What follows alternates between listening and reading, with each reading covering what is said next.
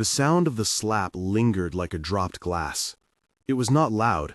Victoria had always been careful with noise, but it carried the sudden brittle clarity of something that should never happen in a house like the Colemans. Maya felt Natalie press into her like a small animal seeking shelter, the child's breath quick and thin against her shoulder.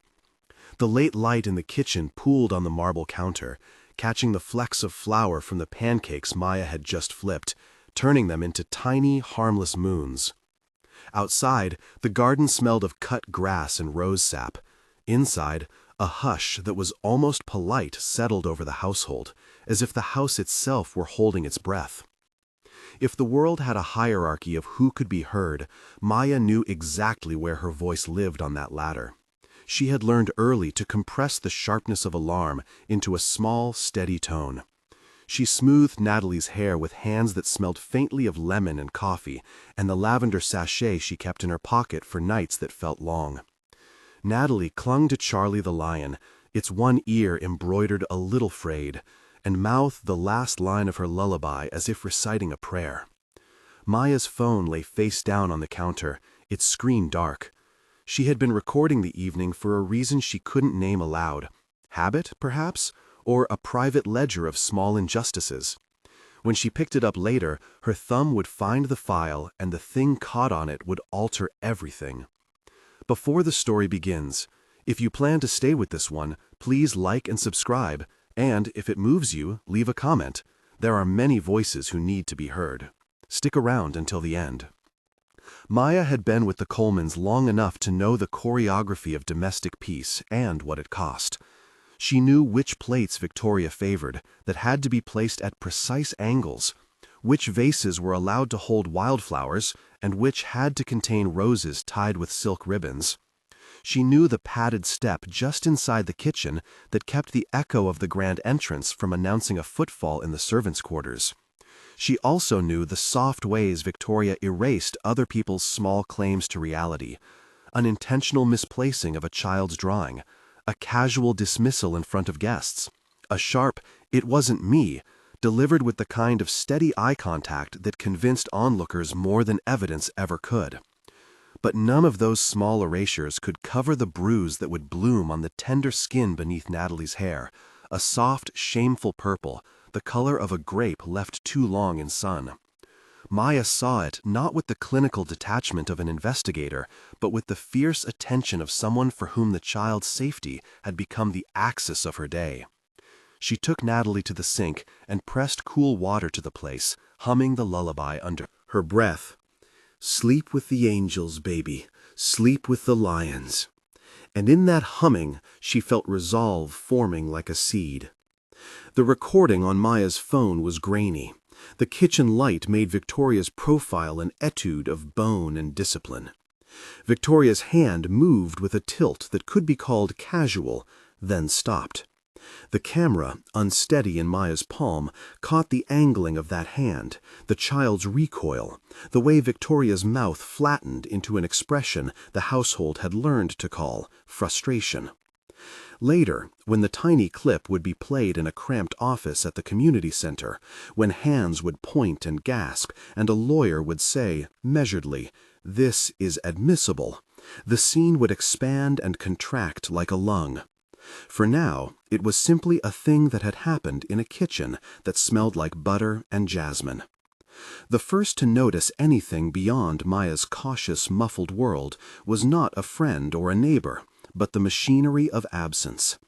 Ethan Coleman, who had been away for months on business that never fully explained itself to the public, arrived at the estate on a weekday bent with rain. He came with the quiet of someone who carried decisions around him like armor.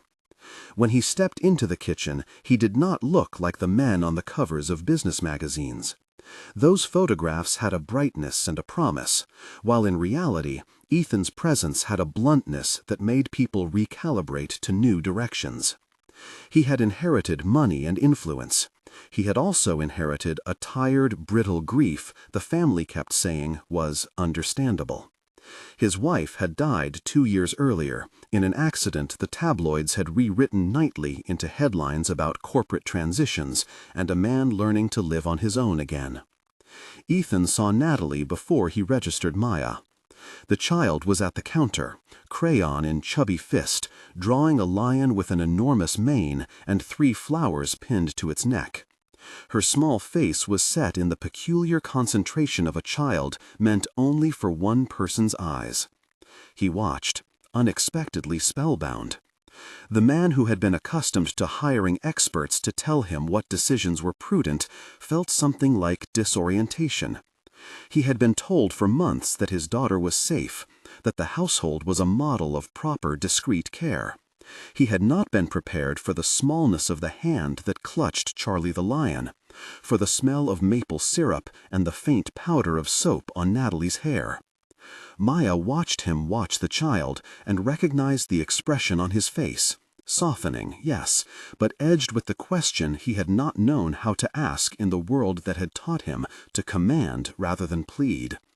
She had seen it before in stray fathers in shelters and in the men who passed through Sister Lorraine's night program. It was the rumble of a man discovering an emotional geography he hadn't visited before. "What happened?" Ethan asked, low, not loud enough to wake the house. He looked from Natalie to Maya and back, and his eyes lingered over the bruise as if arc light had been thrown on it. Maya felt the question like a small weight. She could have answered in the household language of minimization. "Oh, it's nothing, Mr. Coleman. She bumped herself," and perhaps nothing would have happened. Instead, she placed the phone face up on the counter, the thumbnail on the video file enough to start its frightened playback. It was a simple action, and in a house accustomed to carefully rewritten narratives, it felt like an incursion. Victoria entered then, composed in a silk blouse that told of meticulously arranged mornings. Her voice was cool and considered. "Ethan, what are you doing looking through our—" She stopped at the video, at Natalie's recoil, at the slow, confounding revelation of a moment the family had managed to pretend away. The argument that followed was not loud in the way dramatic scenes on television are loud. It moved instead in stilettoed exchanges and slow, menacing refusals. Victoria's lawyer, Fallon Rhee, materialized as if summoned by telepathy, a neat, forensic presence who spoke in a tone meant to persuade cameras and courthouse clerks. She described misunderstandings and improprieties with the air of someone cataloging tiny obstructions in a process that always bent toward her side. She hinted, delicately, at Maya's past, a young woman who had been involved in difficulties, who had once been in the system. She let those words hang like a net. Maya, who had been told the stories of her own past the way people tell themselves about weather, some things you don't control, felt the net form and reach around her. She had once, in her 20s, had to make a choice that left a shadow on her record. It had been addressed, expunged, in a way that meant bureaucratic closure, but not absolution from people's gazes. Fallon used the gaps in her life like instruments. She leaked selected documents to a columnist in the city whose pen liked scandal. Within 48 hours, a glossy piece titled "The Nanny with a Past" appeared, a thin smear varnished with hint and insinuation.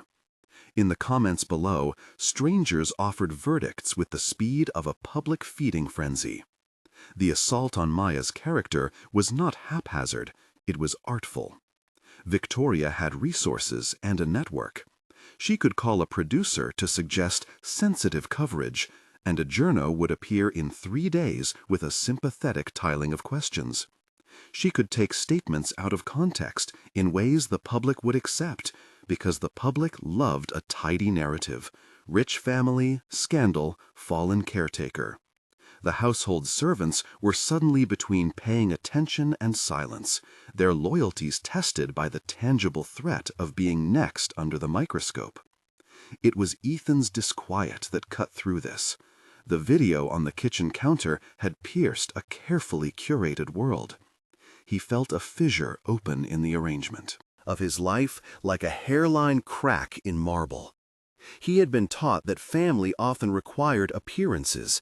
Now the idea of protecting those appearances felt like complicity.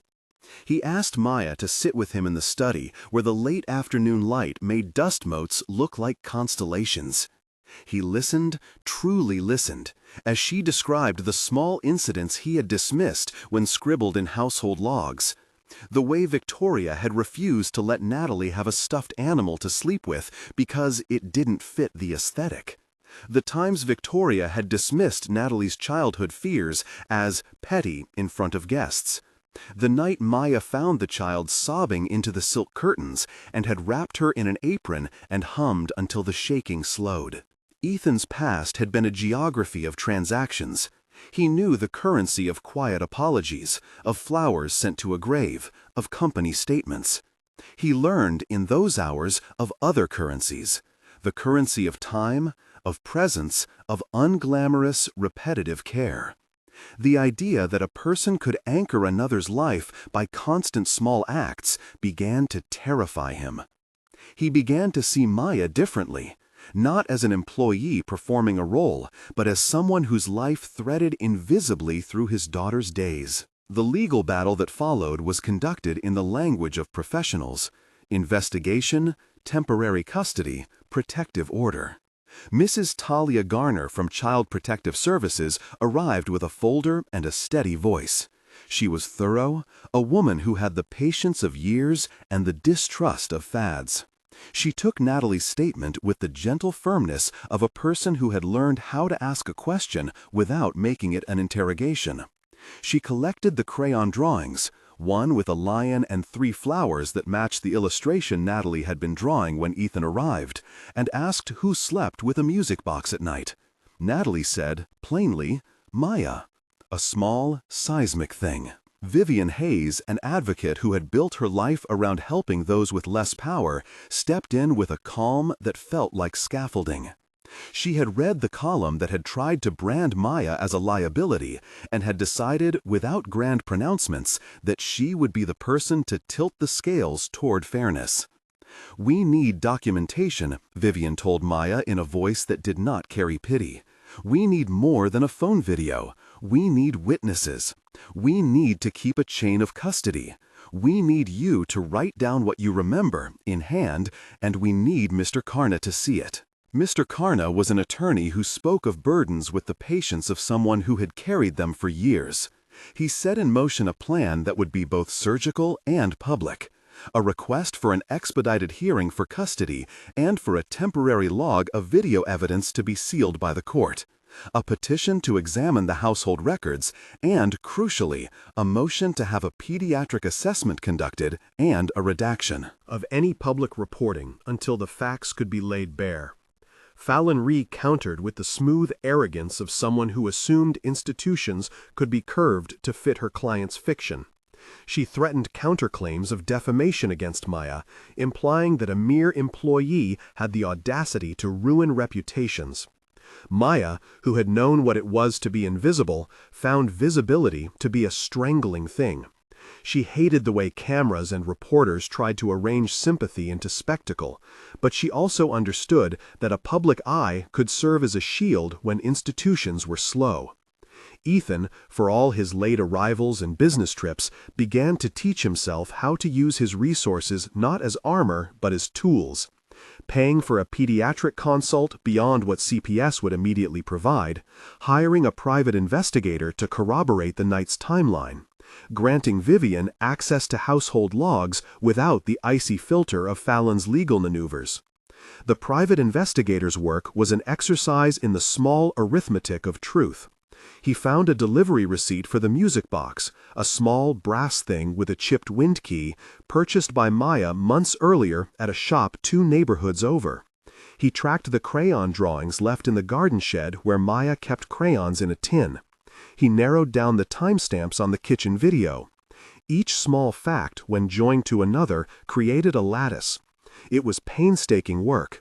The building of evidence is often less cinematic than the public imagines, more like the stacking of thin plates that, together, bear weight. Publicly, Victoria did not remain passive.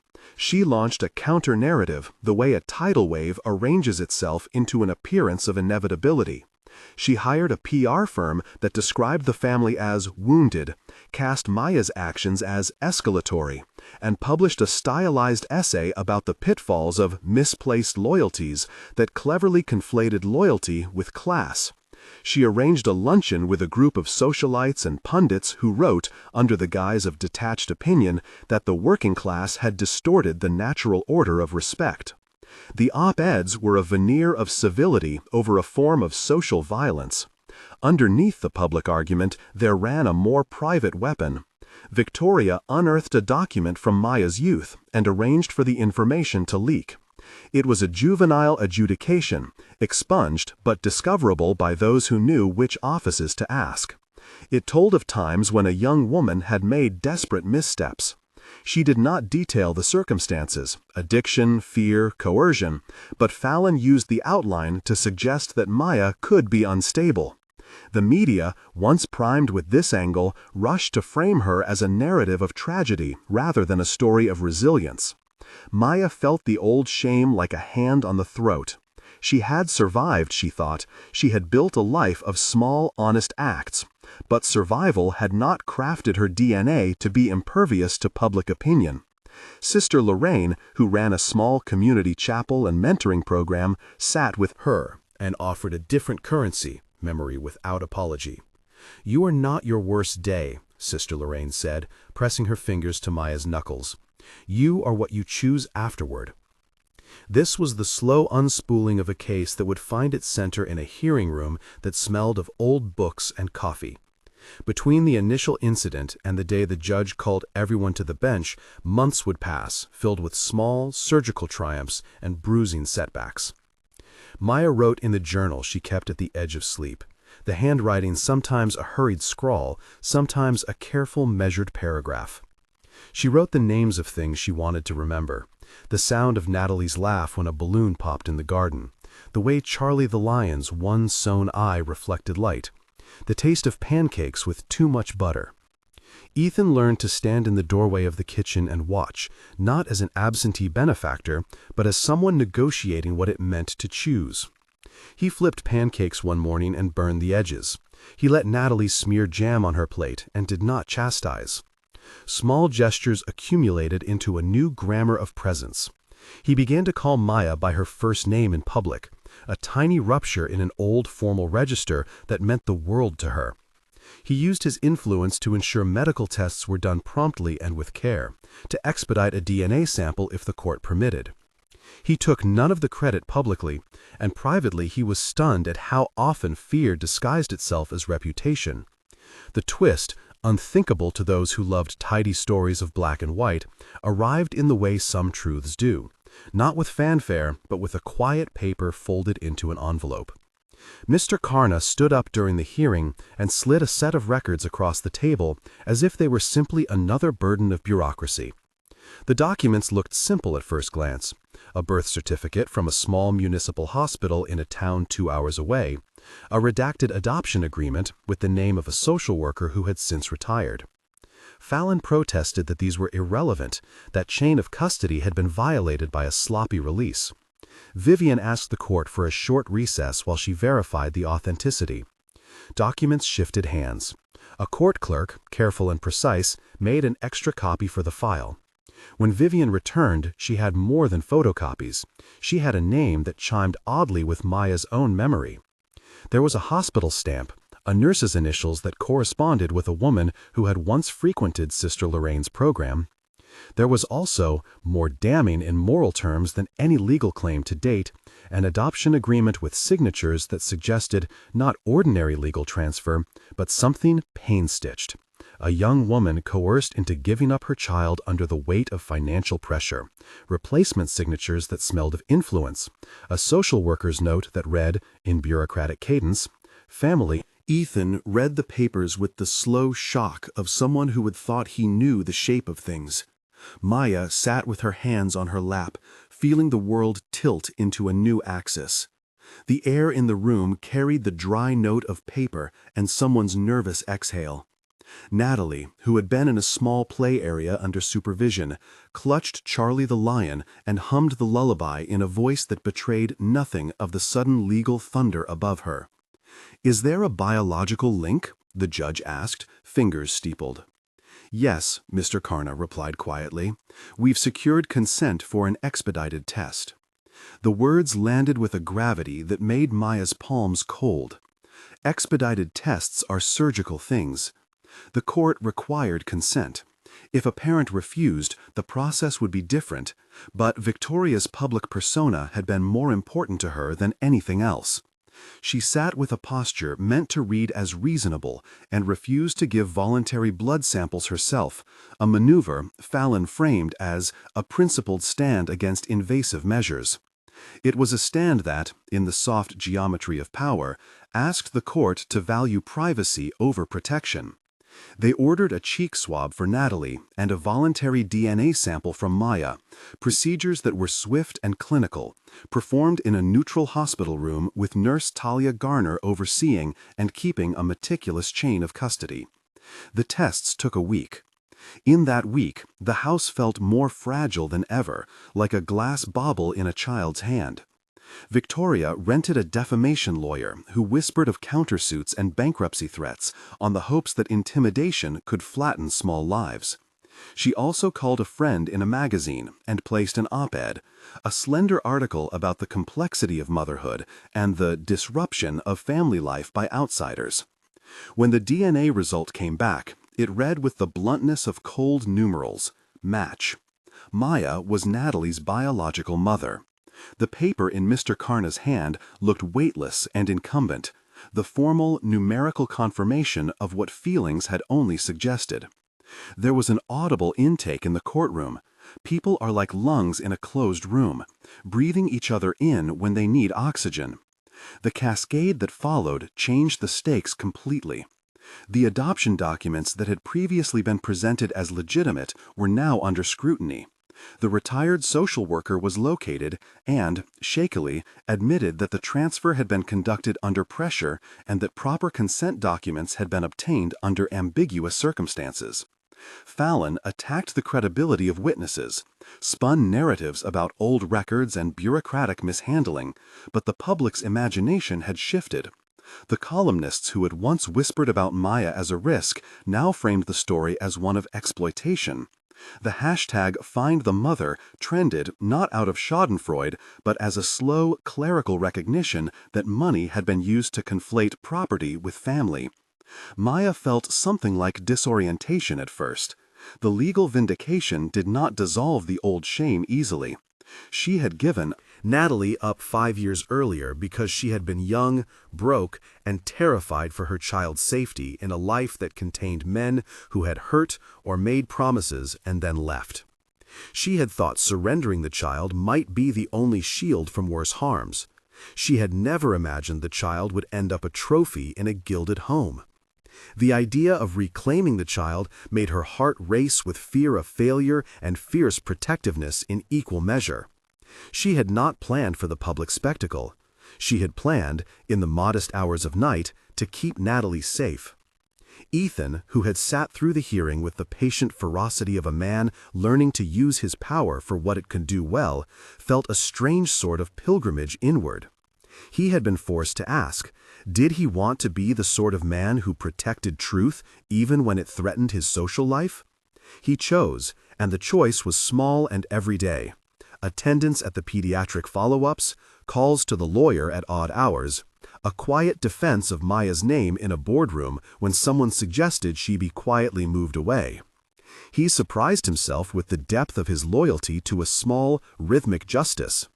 When the judge spoke the temporary custody order that allowed Natalie to remain in the care of Maya under supervised arrangements while the court sorted permanent placement, the relief that rose in Maya felt not like triumph, but like breath after a long-held dive.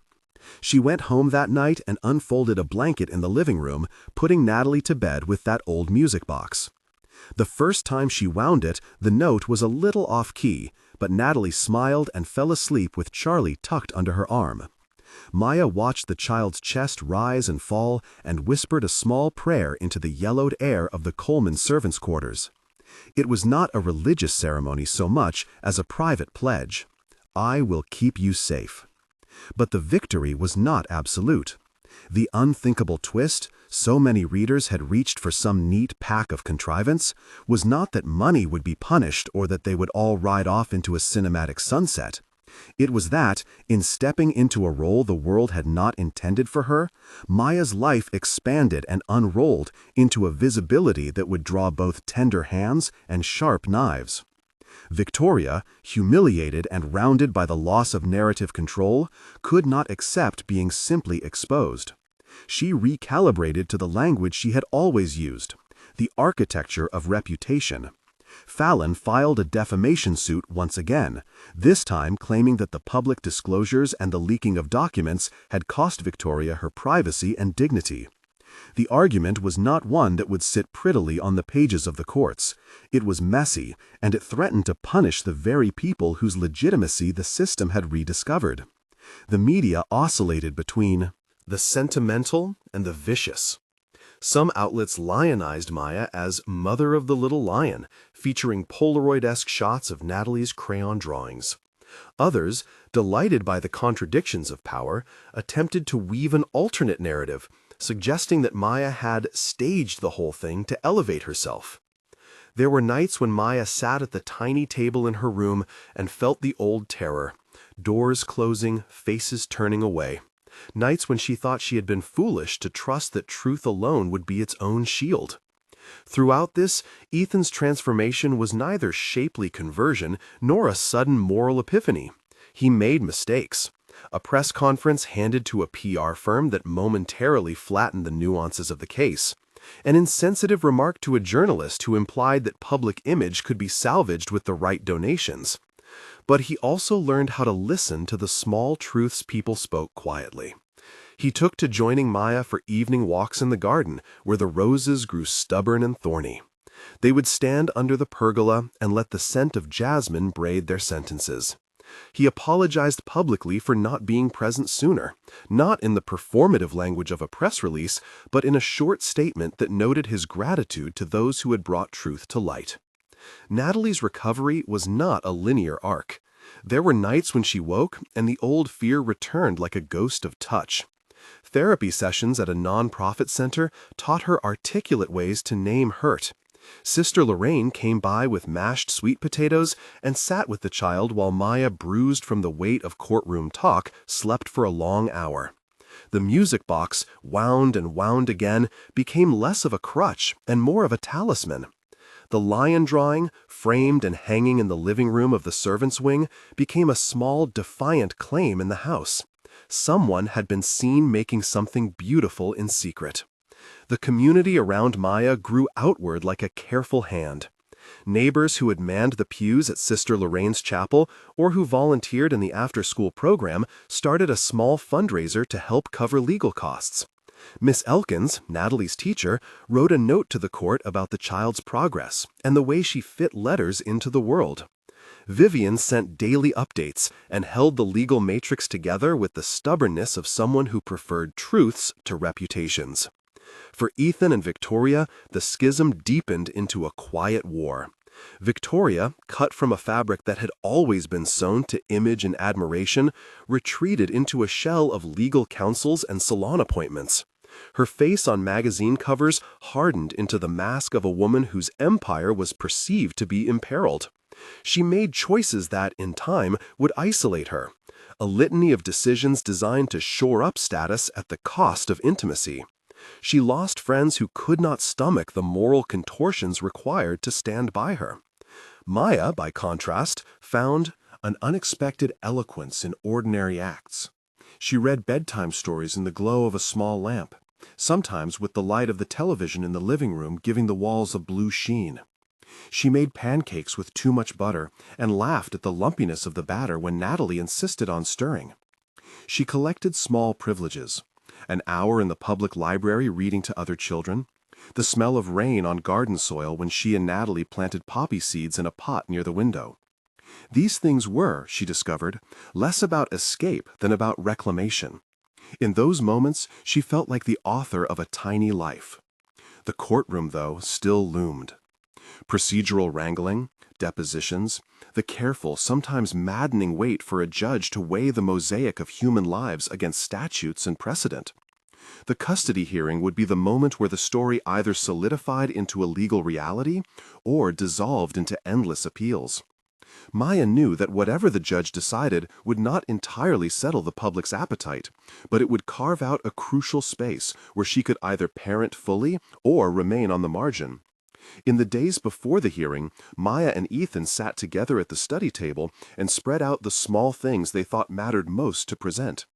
Natalie's drawings, a series of text messages that showed Victoria dismissing the child's fears, receipts for groceries bought on Maya's card when Victoria's temper dictated food rationing as control.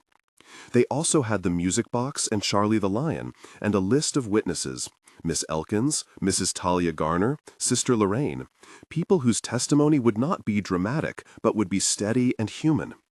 On the afternoon before the hearing, Maya walked through the Coleman garden and straightened the roses.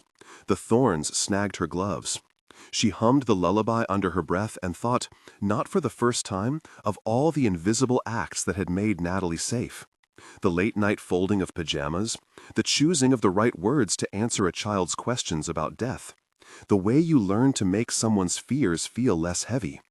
She recognized, with a curious and terrible clarity, that visibility comes at a cost, that the world will watch you when you become a symbol. When the hearing began the next morning, the judge's bench looked like a small island of decisions. Fallon Rhee spoke with clinical certainty, pivoting the narrative toward potential chaos if the court allowed instability to shape family life. Mr. Karna answered with slow, deliberate facts. Vivian presented the adoption notes that had been called into question, the nursing witness whose testimony held the popsicle stick stiffness of an earlier life of scrupulous caregiving. Miss Elkins described Natalie's ease with letters and colors, a child's trajectory that suggested safe routines. And then, truth in its unadorned shape, Natalie took the stand. The world hates small people on pedestals because it demands narrative simplicity, but children speak in a language that pierces pretense. Under careful questioning by Mrs. Garner, Natalie said, with a child's frankness, that she slept with a lion because lions were brave and Maya is brave. That sentence shifted the geometry of the room. The tape of the kitchen played back, and there was no editing that could mask the recoil, the smallness of the child's movement, the tenderness in Maya's hands as she gathered the child in her arms. When the judge issued a temporary order that respected the emotional realities and required a path toward permanent placement discussions, a hush fell over the room. It was not an ending. Legal endings were rare and usually messy, but it was a crucial halt. In the parking lot outside the courthouse, Vivian hugged Maya with the kind of strength that made grown people cry. Ethan, who had learned to slow his steps to watch other people's faces, put his hand briefly on Maya's shoulder and, in that touch, said what his speeches could not. The unthinkable twist that had drawn headlines and the public into a spectacle would not, in the end, be a sensational spectacle, but a moral reconfiguration. A wealthy family who had used power to shape reality was compelled to step back, at least in part, as the mother of a little girl reclaimed her place. It was unthinkable because it asked people to rearrange their assumptions about class, about who merits empathy, about what resilience looks like when it is not framed by a glossy biography. At home, after the hearing, Natalie made a portrait with crayons and presented it to Maya, Charlie the Lion with a mane of 3 bright roses. Maya hung it where she could see it from the doorway and felt something like a future take shape. It was not a future without challenges. The press would continue to sniff and pry. Fallon would press for countersuits. Victoria would not stop litigating over an identity she had used as status. But there was a small, steady hope now that truth had been allowed a room to speak. On a clear evening, Maya and Ethan stood by the lake that belonged to a small property the Colemans kept for guests. The water was flat, like a sheet of metal, reflecting the early stars. Natalie had fallen asleep in the back seat, hair smelling faintly of shampoo and soap. They talked without theatrics about the procedural complexities ahead and the small human things, whether Natalie would like pancakes tomorrow and if they should teach her how to tie shoes. They spoke about boundaries and about the need for gentleness when the world regarded them with curiosity. Ethan offered recompense in the forms he knew. He proposed a fund for Natalie's education and for community programs that would help prevent other families from being coerced. But he also offered what wealth cannot always buy: presence. He arranged to be there for doctor's appointments and school recitals, not as a public man, but as a father learning his lines. Maya accepted the offers and also demanded autonomy. She wanted to parent without being micromanaged, and she wanted the power to say no to token charity that masked structural inequity. The house began to shift in subtle ways. Victoria withdrew into a smaller orbit of friends. The staff rearranged their routines, uncertain and watchful. Maya found, oddly, a new kind of freedom in the tightness of being seen. She learned to say the soft, necessary no's that protect children. The flower beds by the servants' quarters flourished into riotous color that first spring. Maya planted poppies and watched the soil keep secrets. Natalie learned to say the names of the plants and, while doing so, learned the shapes of words. Charlie the lion, with its one eye, leaned against a pillow and acquired a chip of jam that no one quite knew how it had happened. In the small domestic accumulations of life, jam stains, laundry folded in the wrong way, a forgotten mitten, Maya found the scaffolding of ordinary love. Crisis had catalyzed a slow, stubborn remaking of a woman who had been pushed to the margins into a mother whose claim no longer fit the categories the world had carved out for her, and of a man who had to relearn the definition of protection. The legal system had done what it could: unpacked documents, listened to witnesses, issued orders, but the moral labor remained, the quiet, everyday acts that rebuild trust. At night, when the house settled and the bloom of public scrutiny cooled to a dull glow, Maya would wind the music box and hum the lullaby. The melody circled the room like a folding of hands, a private benediction. The lion drawing would watch from the wall like a small son. In the garden, the roses kept their thorns. Maya learned to accept them as part of the world's grammar. She taught Natalie to prune the blooms, to tend them with careful fingers that learned how to hurt and heal in the same motion. The story was not a tidy reversal where the antagonist repented and all parties moved into mutual healing. Victoria remained a figure of complication. Hurt, fear, vanity threaded together in forms that could not be neatly reconciled. People who had expected a clean moral arc were disappointed by real life, which is rarely tidy. But there was a clear moral win. A child whose life had been rearranged by power was now held by a woman who loved her in unabashed, unmediated ways. Maya sometimes thought about the narrowness of the world that had once told her she had no claim to motherhood. She thought about the small courage it took to press play on a phone and to choose visibility over a quieter, more private life. She thought of Sister Lorraine's hand on her shoulder and the way a community can be the scaffolding for an individual's rebirth. Outside, the city continued to spin with its own stories, but inside the Coleman property, a new narrative was taking root, one not entirely removed from the pressures of class and reputation, but one that insisted on a single, simple truth. The children belong to those who will be present for their scraped knees and their late-night confessions, not to those who collect them for the prestige of a photograph. When the hearing for permanent placement finally approached, preparation felt less like staging and more like assembling an honest life. The evidence was not just in documents, but in a record that any human could witness. A woman who had remained patient and resolute in small acts. A man who had chosen presence over image. A child who slept without dread. The courtroom would again be a place of decisions. Lawyers would argue, and judges would weigh statutes with the care of surgeons selecting instruments. But beneath that legal architecture, there was a simpler architecture being built daily. Pancakes and lullabies, library visits and garden planting, the slow rituals that fix a life into the shape of family. The unthinkable twist had not been a stunt or a revelation for camera reels. It was a reordering of expectation, a small moral earthquake that loosened the soil where power had been anchored and let a different kind of justice grow. Maya stood at the window and watched Natalie blow dandelion seeds in the yard, the seeds catching in the air like confetti. She felt a fierce, unnameable gratitude for the community that had gathered in the margins, and a wary respect for the fragility of victory. There would be appeals, press cycles, the occasional hateful message curated by strangers who take pleasure in making small lives into spectacles. There would also be new friendships, quiet mornings where Ethan would show up and admit he did not know what he was doing, and afternoons where Miss Elkins would bring by a stack of books. Most of all, there would be the ordinary tasks of parenting that required steady hands and patience. The comforting of nightmares, the making of lunches, the teaching of how to apologize and how to refuse. Maya had once thought that her worth could be judged by past mistakes.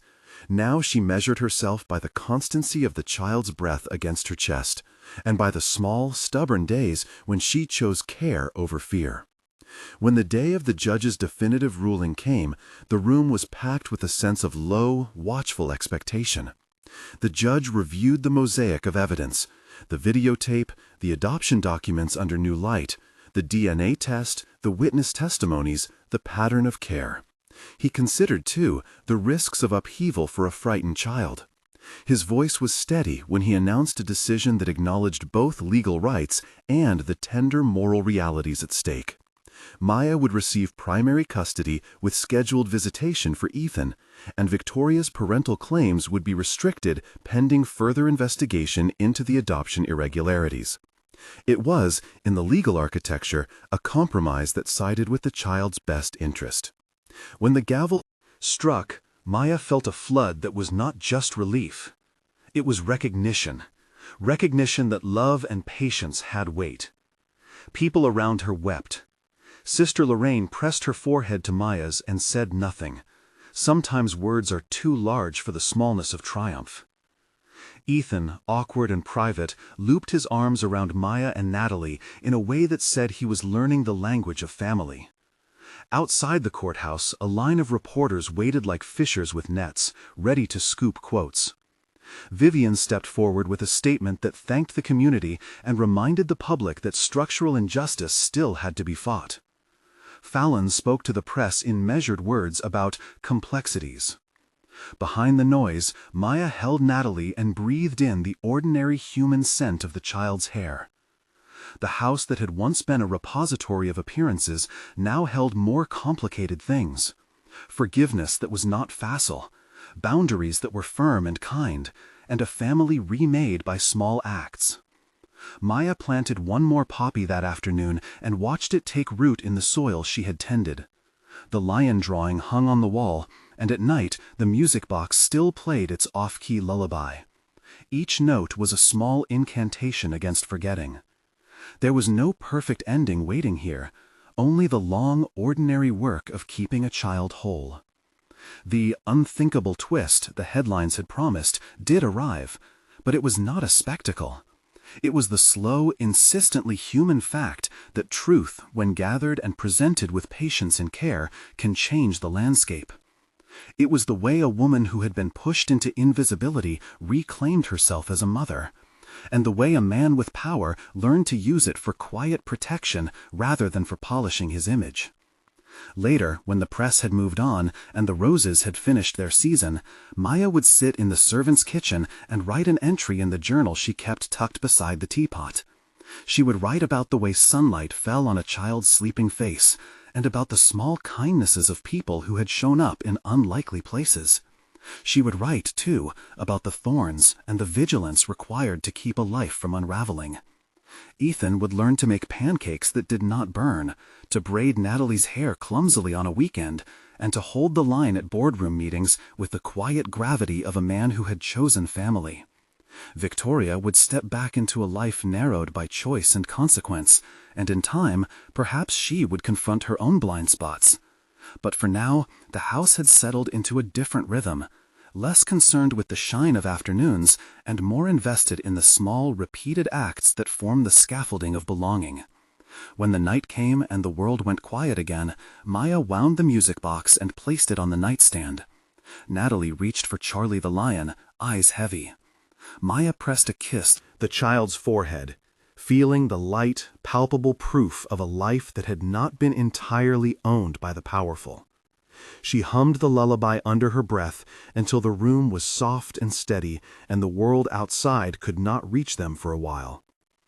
The thorns would still be there, and there would be legal comebacks and gossip, but there was also a small, inevitable healing that felt like the beginning of a long story, one of tending and presence and those stubborn domestic miracles that rewrite what we think is possible. And somewhere, beyond the property lines and the city's glare, other small acts were rippling outward. A neighbor starting a legal aid fund, Miss Elkins teaching a class about crayon narratives, Sister Lorraine opening the chapel for a night of quiet songs. The world had not been remade in a day, but a corner of it had found the courage to change. Maya turned off the lamp and listened to the house breathe around them. She thought of Charlie the lion, its mane unremarkable but necessary. She thought of the roses, of the music box's imperfect melody, of all the small, steady acts that had led them here. She slept with the sense of being watched over, not by fame or power, but by the awkward, tender presence of people who had made the daily choice to care. Tomorrow would bring paperwork and calls and perhaps more court dates, but in her chest a new grammar had been written. I am her mother, and I will be here.